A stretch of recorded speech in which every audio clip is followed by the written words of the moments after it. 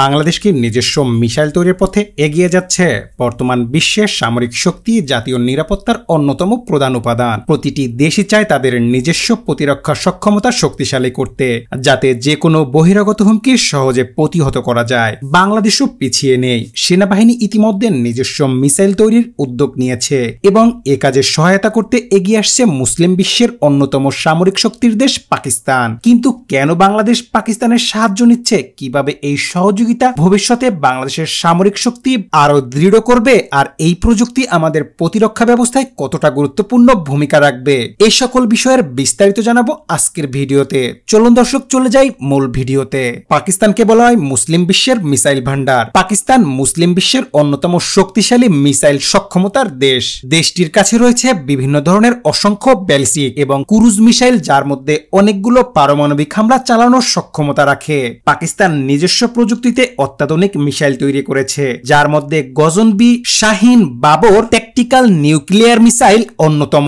দেশটির মিসাইল প্রযুক্তি এতটাই উন্নত যে মধ্যপ্রাচ্য, দক্ষিণ এশিয়া এবং অন্যান্য মুসলিম দেশগুলোর মধ্যে অন্যতম প্রতিরক্ষা শক্তি হিসেবে বিবেচিত হয়। পাকিস্তানের এই সামরিক সক্ষমতা দেশটির ভূ রাজনৈতিক অবস্থানের কারণে আরো গুরুত্বপূর্ণ হয়ে উঠেছে।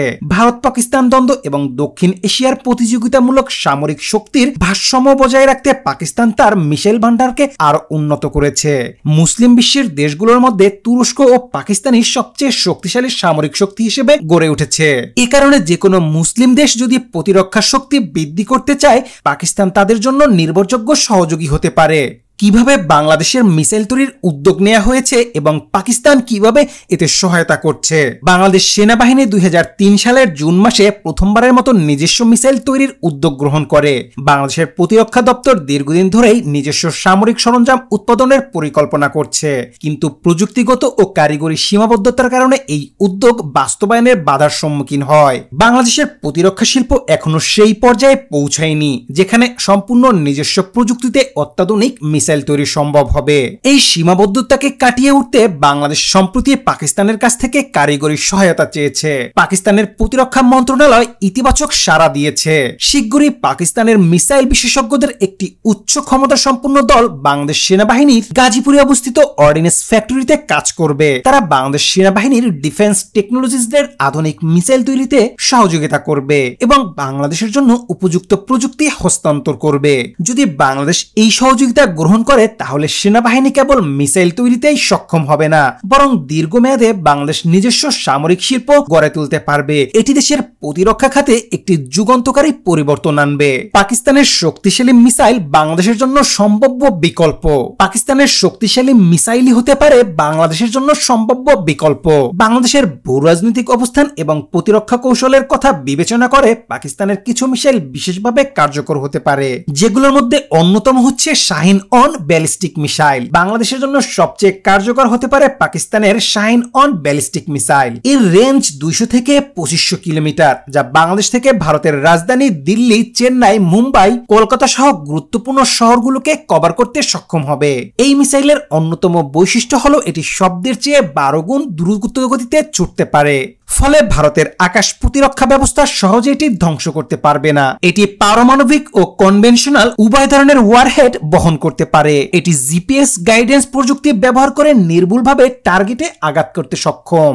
এরপরে আছে বাবর ক্রুজ মিসাইল। বাংলাদেশের জন্য বাবর ক্রুজ মিসাইল অত্যন্ত গুরুত্বপূর্ণ হতে পারে। এটি সাউথ এশিয়ার সবচেয়ে উন্নত ক্রুজ মিসাইল। এটি সর্বোচ্চ 900 কিলোমিটার রেঞ্জ, যা প্রতিপক্ষের নৌবন্দর বা স্থলঘাটিতে নিখুঁতভাবে আঘাত হানতে সক্ষম। এটি স্টেলথ প্রযুক্তির কারণে শত্রুর রাডারে সহজে ধরা পড়ে না। এটি সাবমেরিন, যুদ্ধজাহাজ ও স্থলভিত্তিক প্ল্যাটফর্ম থেকে লঞ্চ করা সম্ভব। এই দুই ধরনের মিসাইল পেলে বাংলাদেশ সেনাবাহিনী ভারত ও মিয়ানমারের সামরিক চাপ মোকাবেলা করতে পারবে।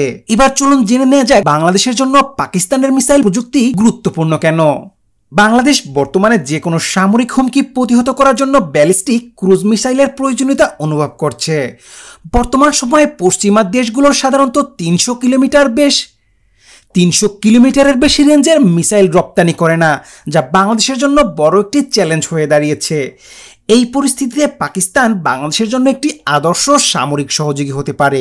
যদি বাংলাদেশ পাকিস্তান থেকে মিসাইল প্রযুক্তি গ্রহণ করে তাহলে বাংলাদেশের নিজস্ব মিসাইল প্রযুক্তি অর্জন করতে পারবে এবং দীর্ঘমেয়াদে নিজেরাই উন্নত মিসাইল তৈরি করতে পারবে। বাংলাদেশ সেনাবাহিনীর প্রতিরোধ ক্ষমতা বহুগুণ বৃদ্ধি পাবে, যা যে কোনো সামরিক আগ্রাসনের ঝুঁকি কমাবে এবং দক্ষিণ এশিয়ার সামরিক ভারসাম্য বজায় রাখতে বাংলাদেশ গুরুত্বপূর্ণ ভূমিকা রাখতে পারবে।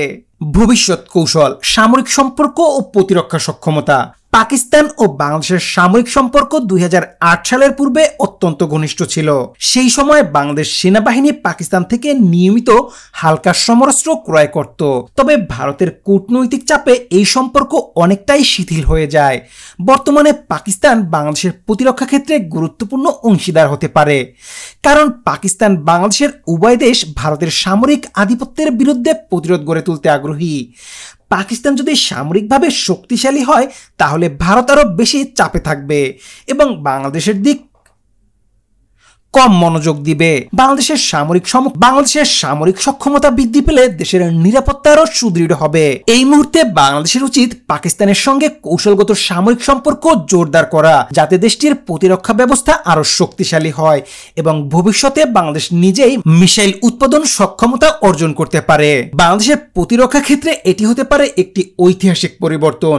যদি বাংলাদেশ সফলভাবে পাকিস্তানের সহায়তায় ব্যালিস্টিক ও ক্রুজ মিসাইল তৈরি করতে পারে তাহলে নিজেকে একটি আধুনিক সামরিক শক্তিতে রূপান্তরিত করতে পারবে। ভবিষ্যতে এই প্রযুক্তি শুধু আমাদের নিরাপত্তাকে শক্তিশালী করবে না, বরং বাংলাদেশকে আন্তর্জাতিক প্রতিরক্ষা শিল্পেও একটি সম্ভাবনাময় দেশ হিসেবে গড়ে তুলবে। তবে এই উদ্যোগ সফল করতে সরকারের কৌশলগত সিদ্ধান্ত ও সঠিক বিনিয়োগ এখন গুরুত্বপূর্ণ বিষয়।